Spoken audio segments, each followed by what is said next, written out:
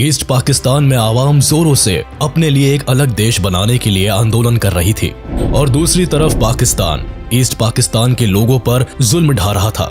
मर्दों को मारा काटा जा रहा था और औरतों पर तरह तरह के अत्याचार किए जा रहे थे। ऐसे में लगभग 1 करोड़ लोग ईस्ट पाकिस्तान से भागकर भारत में शरण ले चुके थे। ऐसी सिचुएशन में भारत को ना चाहते हुए भी पाकिस्तान के सिविल वॉर में इन्वॉल्व होना पड़ा। लेकिन भारत ने इस युद्ध में हथियार तब तक नहीं उठाए थे जब तक कि पाकिस्तान ने खुद आगे बढ़कर भारत के खिलाफ युद्ध नहीं छेड़ दिया। पाकिस्तान को जवाब देना जरूरी था और इसके लिए भारतीय सेना तैयार बैठी थी। इसके बाद 1971 के वॉर में ना तो सिर्फ भारत विजयी हुआ बल्कि एक नया देश बना, बांग्लादेश।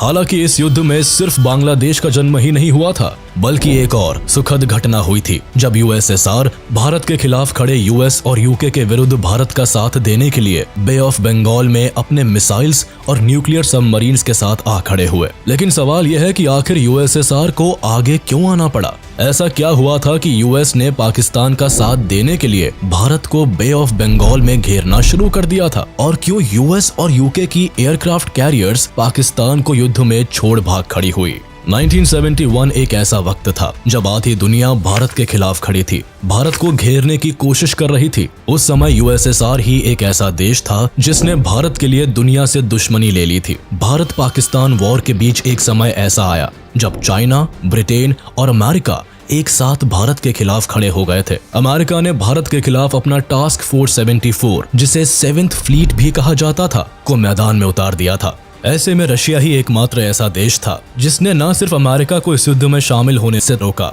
बल्कि चीन को भी भारत के खिलाफ शामिल होने नहीं दिया। बात 1971 की है। पड़ोसी देश पाकिस्तान में सिविल वॉर अपने पीक पर था। 1947 में धर्म का नाम लेकर पाकिस्तान भारत से तो अलग हो गया, लेकिन अपने देश के अंदर 2 अलग अलग आइडियोलॉजी के बीच टकराव रोक नहीं पाया। रिजल्ट ये हुआ, पाकिस्तान 2 हिस्सों में बट गया, एक पाकिस्तान और दूसरा बांग्लादेश। सच्चाई तो यह है कि इस बंटवारे की नींव उसी वक्त पड़ गई थी जब आजादी के बाद जिन्ना ने अपनी स्पीच में कहा था, पाकिस्तान की राष्ट्रभाषा सिर्फ उर्दू ही रहेगी। State language of Pakistan is going to be Urdu and no other language. दिक्कत की बात यह थी कि ईस्ट पाकिस्तान में ज्यादातर आबादी बांग्ला भाषी की थी। ऐसे में उर्दू के राष्ट्रभाषा बनने से ईस्ट पाकिस्तान के लोग खुश नहीं थे। ईस्ट पाकिस्तान वेस्ट के कंपैरिजन में इकोनॉमिकली ज्यादा संपन्न था। यहाँ बांग्ला बोलने वाले लोगों की संख्या अधिक थी। वहीं वेस्ट पाकिस्तान में ज्यादातर उर्दू बोली जाती थी और इधर के लोगों की मेंटालिटी भी अलग थी। ये खुद को सुपीरियर मानते थे, बात बात पर ईस्ट पाकिस्तान के साथ भेदभाव करते थे। यहाँ तक गवर्नमेंट की पॉलिसी और मिलिट्री का पावर भी इन्हीं वेस्टर्न पाकिस्तानियों के हाथ में थी। इसके बाद 1970 में पाकिस्तान में चुनाव हुए। ईस्ट पाकिस्तान की अवामी लीग पहली बार 313 में से 167 वोट पाकर चुनाव जीत गई। पार्टी की ओर से मुजीबुर रहमान को प्रधानमंत्री बनाने की तैयारियां हो रही थी, लेकिन वेस्ट पाकिस्तान को यह बात अच्छी नहीं लगी। पाकिस्तान की मिलिट्री, पाकिस्तान इलेक्शन कमीशन और वेस्ट पाकिस्तानी लीडर्स सब ने एक साथ मिलकर इलेक्शन को ही कैंसिल कर दिया। चुनाव जीत जाने के बाद भी मुजीबुर रहमान को कुर्सी नहीं दी गई। जो डिस्क्रिमिनेशन ईस्ट पाकिस्तान सालों से महसूस करता आया था, इलेक्शन कैंसिल होने के बाद उसे देख भी लिया था। ईस्टर्न पाकिस्तान के लोग इस भेदभाव को सहन नहीं कर पाए और उन्होंने पाकिस्तान के खिलाफ बगावत कर दी और अपने लिए एक इंडिपेंडेंट देश बांग्लादेश की मांग कर दी।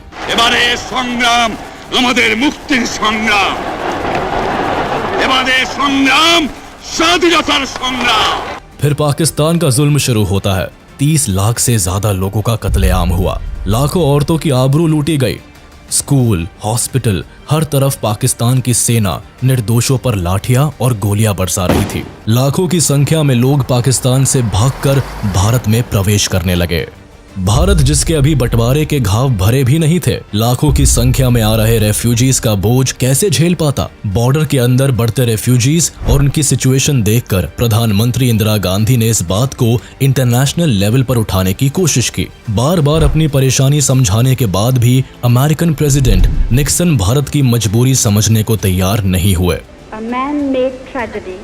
Of vast proportions. I am haunted by the tormented faces in our overcrowded refugee camps, reflecting the grim events which have compelled the exodus of these millions from East Bengal. इधर पाकिस्तान के अंदर violence लगातार बढ़ता रहा। लेकिन Pakistan east Pakistan में होने वाले जुल्मों की जिम्मेदारी लेने की बजाय पूरी दुनिया से अपनी सच्चाई छुपाने पर लगा हुआ था। ईस्ट पाकिस्तान पर जुल्म ढाने के साथ साथ पाकिस्तानी आर्मी ने भारत के खिलाफ अटैक भी प्लान कर रखा था। इसी प्लान के हिसाब से 3 दिसंबर को पाकिस्तानी एयरफोर्स ने भारत के 11 एयरफील्ड्स पर बमबारी करी और इसके अलावा कश्मीर के कई आर्मी बेसिस में भी अटैक किए गए। लेकिन पाकिस्तानी आर्मी को जितने सक्सेस की उम्मीद थी उतनी नहीं मिली और ना ही इंडियन एयरफोर्स न्यूट्रलाइज हो सकी, बल्कि उल्टे भारतीय सैनिक और अधिक क्रोध से भर गए और पाकिस्तान को युद्ध का जवाब देने के लिए तैयार हो गए। जवाब में भारत ने भी अपनी तरफ से 4 दिसंबर को पाकिस्तान के खिलाफ वॉर डिक्लेयर कर दिया। अमेरिका जो पहले से ही पाकिस्तान की तरफदारी में था, वो नहीं चाहता था भारत पाकिस्तान के खिलाफ युद्ध लड़े। भारत ने नॉन अलाइनमेंट पॉलिसी को चुना जरूर था, लेकिन हमारे देश के रिश्ते यूएसएसआर के साथ हमेशा से अच्छे रहे थे। उधर दूसरी तरफ अफगानिस्तान और चीन ऑलरेडी यूएसएसआर के साथ आ चुका था और कम्युनिज्म को खुलकर सपोर्ट कर रहे थे। ऐसे में अमेरिका एशिया में कम्युनिज्म को कंटेन करने के लिए पाकिस्तान को अपना एलाय बना लेता है। पाकिस्तान अमेरिका के लिए कोल्ड वॉर में साउथ एशिया में हॉट सीट था, जिसे अमेरिका हर हाल में सपोर्ट करना चाहता था। लेकिन भारत के इरादे साफ थे। ईस्ट पाकिस्तान के साथ हुए अन्याय ने इंदिरा गांधी को अंदर से झकझोर कर रख दिया था और उन्होंने ईस्टर्न पाकिस्तान को फ्रीडम दिलाने का निर्णय ले लिया था। जनरल मानेकशॉ और जगजीत सिंह अरोड़ा की लीडरशिप में इंडियन मिलिट्री पाकिस्तान की सीमा में बढ़ती चली गई। हमारे देश के जवानों ने पाकिस्तान की सरजमीन को हिला के रख दिया।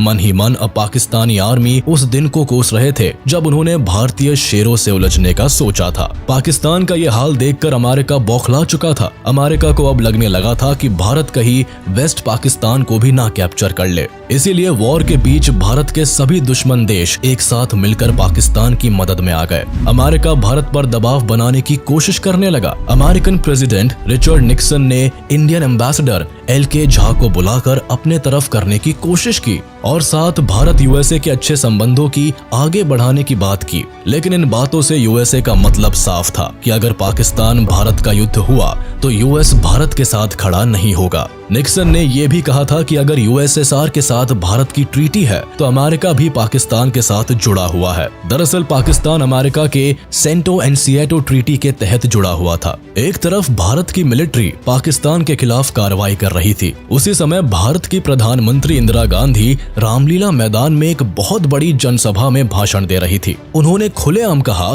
कि कुछ बाहरी ताकतें हमारे देश को धमकाने का काम कर रही है, लेकिन हम डरने वालों में से नहीं है। उनका मुंह तोड़ जवाब दिया जाएगा। हम आज सारी दुनिया में जो दबे हैं, सारी दुनिया में जो वर्षों से, आज के नहीं, जो सदियों से दबाए गए हैं, चाहे वो अपने दबाएपन को न पहचान सके, वो अपनी गुलामी को नहीं पहचान सके, लेकिन हम पहचानते हैं और हम जानते हैं कि उससे आज हम नहीं लड़ेंगे तो यही धक्का हमको लगेगा। दरअसल पाकिस्तान की तबाही से अमेरिका खींच उठा था। 9 दिसंबर को अमेरिका ने यूनाइटेड नेशंस में चीन को रिप्रेजेंट कर रहे हुआंग हुआ को मीटिंग के लिए इनवाइट किया। मीटिंग में हेनरी किसिंजर, जो अमेरिका की फॉरेन पॉलिसी में एडवाइजर थे, उन्होंने हुआंग हुआ के सामने पाकिस्तान की दुर्दशा का बखान किया और कहा अब जरूरत है चीन पाकिस्तान की मदद करने के लिए आगे आकर भारत के खिलाफ मिलिट्री ऑपरेशन स्टार्ट करे। इसके बाद अगर यूएसएसआर चाइना के खिलाफ कोई कदम उठाएगा तो यूएसए चाइना को प्रोटेक्ट करेगा। हुआंग हुआ अमेरिका की इस राजनीति को समझ चुके थे। उन्होंने इस वॉर में पाकिस्तान के साथ खड़े रहने की बात की, लेकिन किसी प्रकार की लड़ाई में शामिल होने से मना कर दिया। बौखलाए अमेरिका के ईस्टर्न पाकिस्तान से अमरीकी नागरिकों को निकालने के बहाने टास्क फोर्स 74 को वियतनाम से बंगाल की खाड़ी की तरफ भेज दिया। USS एंटरप्राइज उन दिनों विश्व का सबसे बड़ा एयरक्राफ्ट कैरियर था। इस एयरक्राफ्ट में 70 फाइटर जेट्स और बॉम्बर्स थे। इसके अलावा इसके साथ guided missile cruiser USS king, guided missile destroyers USS Decatur, Parsons and tartar Sam और असॉल्ट शिप USS ट्राइपोली भी थे। भारत के पास उस समय एकमात्र एयरक्राफ्ट कैरियर INS विक्रांत था, जिसकी तुलना में अमेरिका का 7th फ्लीट बेड़ा काफी बड़ा और पावरफुल था। वॉर शुरू होने से 4 महीने पहले 9 अगस्त 1971 को ही इंडिया ने रशिया के साथ Indo Soviet treaty of friendship and cooperation of 1971 पर सिग्नेचर कर लिया था, जिसमें एक नियम ऐसा भी था कि जब भी भारत पर कोई फॉरेन पावर अटैक करेगा तब USSR को भारत की रक्षा करनी ही होगी। सोवियत इंटेलिजेंस ने ये बात पता कर ली कि ब्रिटिश और अमेरिकन ने मिलकर भारत को बे ऑफ बंगाल में घेरने की प्लानिंग कर रखी है। इसके लिए ब्रिटेन अपने एयरक्राफ्ट कैरियर HMS ईगल के साथ हजारों टन बम और डिस्ट्रॉयर्स लेकर वेस्ट साइड से भारत को घेरने की कोशिश कर रहे हैं। वही American aircraft carrier Bay of Bengal में बांग्लादेश की तरफ से भारत को उलझाने के लिए निकल पड़ा है, जिसके बाद सोवियत गवर्नमेंट भारत की मदद के लिए तुरंत जुट जाते हैं। वहीं दूसरी ओर 10 दिसंबर को इंडियन इंटेलिजेंस एजेंसी के हाथ अमेरिकन प्रेसिडेंट का वो मैसेज हाथ लगा जिसे उन्होंने अपने सेक्रेटरी किसिंजर के लिए भेजा था, जिसमें लिखा हुआ था कि उनका 75,000 टन न्यूक्लियर एयरक्राफ्ट कैरियर अपने निर्धारित स्थान पर पहुंच गया है। इसके अलावा कुछ और बातें भी सामने आई, जिसमें अमेरिकन प्रेसिडेंट निक्सन ने कहा था कि जब तक भारतीय सैनिक पूरा पाकिस्तान छोड़कर वापस नहीं चले जाएंगे तब तक वह वॉरशिप आगे बढ़ता ही रहेगा। अब अमेरिका की मंशा साफ हो गई थी। इसके तुरंत बाद इंडिया ने सिक्योरिटी ट्रीटी के तहत मॉस्को से मदद मांगी। इसके बाद 13 दिसंबर को USSR ने एडमिरल व्लादिमीर क्रुगल्याकोव की कमांड में एक 10th ऑपरेटिव बैटल ग्रुप के अंडर न्यूक्लियर आर्म्ड फ्लोटिला भेजा। USSR ने 2 टास्क फोर्स तैनात किए थे, जिसमें कुल मिलाकर क्रूजर्स, 2 डिस्ट्रॉयर्स, 6 सबमरीन्स और सपोर्ट वेसल्स थे। दरअसल USSR अमेरिका को अपनी सेना का दम भी दिखाना चाहता था। भारत USSR के बीच हुई ट्रीटी की वजह से USSR ने चीन को भी इस वॉर में भारत के खिलाफ नहीं बोलने दिया।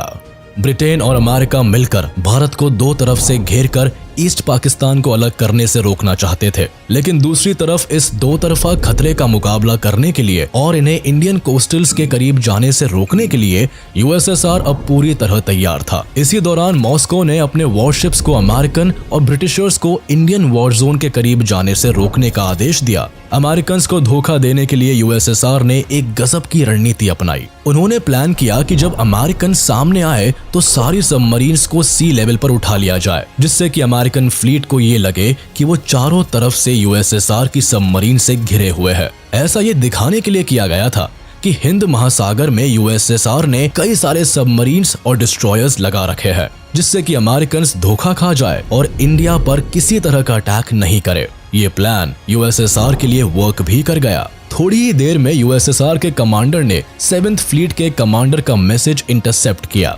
जिसमें British warship in charge admiral Gordon American 7th fleet captain से कह रहे थे कि सर, हमने काफी देरी कर दी है। यहाँ ओशन में पहले से USSR बड़ी भारी मात्रा में सबमरीन्स के साथ पहले से आ चुका है। मैसेज मिलने के बाद US की वॉरशिप्स इंडियन वाटर टेरिटरी में एंटर करने के पहले ही रुक गई और श्रीलंका की तरफ से निकल गई। वहीं दूसरी ओर ब्रिटिश सबमरीन्स ने भी मेडागास्कर का रुख कर लिया और इस तरह से USSR की सूझबूझ ने INS विक्रांत का काम आसान कर दिया।